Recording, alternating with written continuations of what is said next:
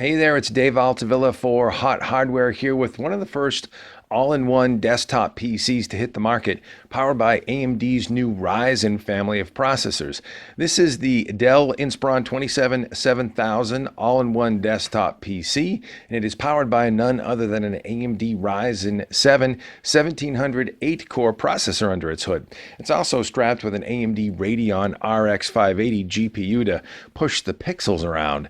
So with its gorgeous 27-inch 4K Infinity Edge display, let's just say this beauty is ready for action. So what do you say we take it for a little test drive?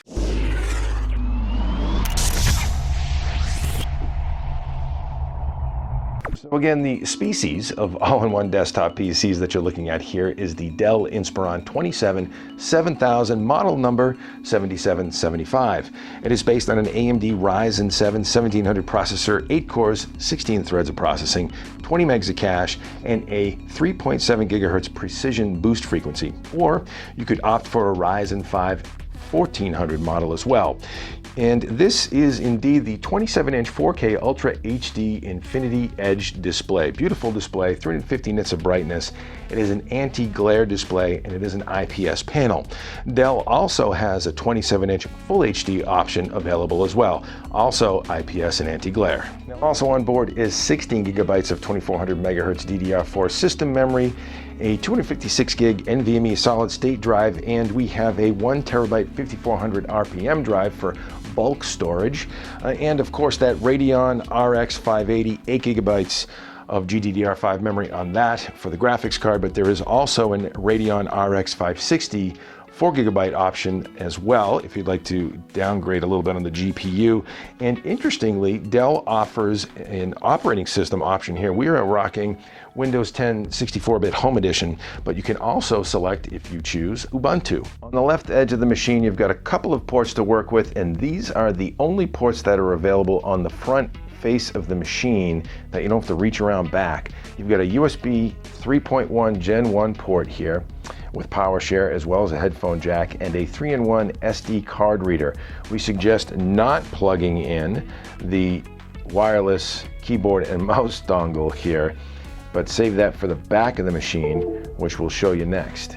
On the back side, that's really where all the port action is, and you've got a number of options to work with here.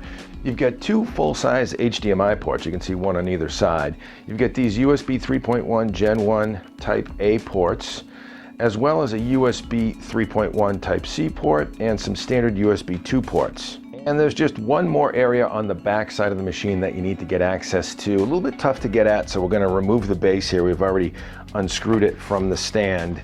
And as you can see, coming through a little pass-through cable guide here, you've got your power plug, plugs in right there, gigabit Ethernet jack, and a line output port. On the front face of the machine, underneath the display, you've got a Windows Hello camera. Again, due to the ultra-thin bezels of the Infinity Edge display, Dell had to position the camera down here.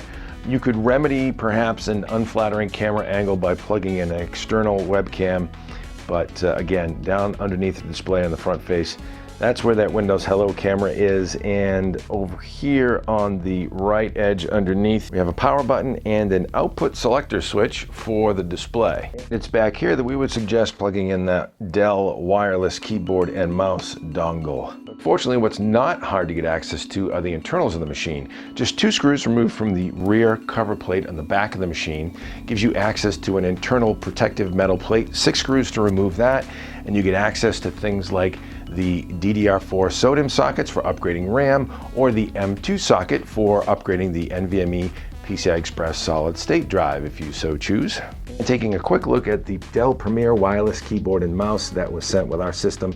These are upgraded peripherals, optional versus the standard wireless keyboard and mouse that Dell includes with the Inspiron 7000. Full-size but low-profile peripherals, full-size numpad on the keyboard here. Mouse is sort of an ARC, almost like the Microsoft ARC Touch mouse, but this is a rigid build and construction. 2-button control with a couple more buttons on either side, and that scroll wheel there. Keycaps are chiclet style. Key travel is a little on the shallow side, but not bad. A little bit of a learning curve, and you can get up to speed pretty quickly with these 2 peripherals. And in terms of its sound system, Dell lists the Inspiron 27-7000 as having performance stereo speakers with a 5-watt subwoofer and WaveMax Audio Pro support. We've got the WaveMax Audio Pro app fired up here where you can dial in things like bass and width for spatialization effects, stuff like that. Let's just go ahead and give it a listen. We'll fire up some sample music on YouTube. And we'll bring the mic in close.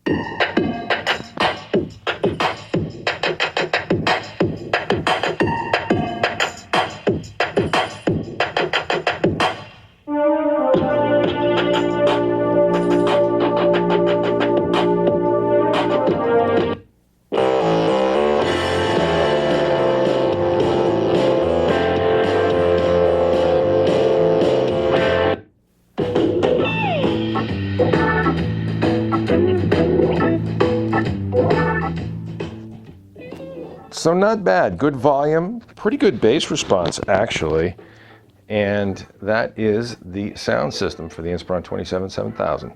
Now in terms of its display, the Dell Inspiron 27-7000 that we are working with here is rocking the gorgeous 4K Infinity Edge display option. As you can see, very thin bezels all around. This is a beautiful 4K display, 3840 by 2160 resolution.